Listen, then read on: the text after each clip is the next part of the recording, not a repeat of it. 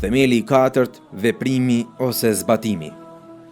Edukata e Muhamedit sallallahu alaihi wasallam është edukat zbatuese që s'mjafton vetëm me fjalë, por vazhdimisht thirr në veprim dhe zbatim. Prandaj s'ka dituri pa vepër, dhe s'ka këshill pa shëmbëltyr, dhe s'ka koncept pa realizim.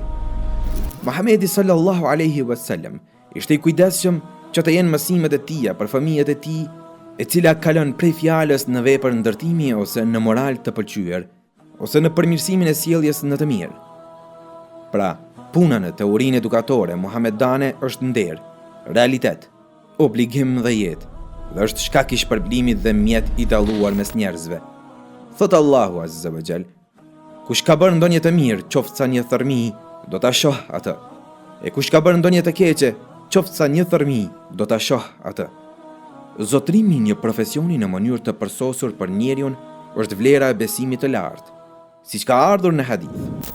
Allahu e do çdo njërin prej jush, i cili kur punon e zotron profesionin e vet.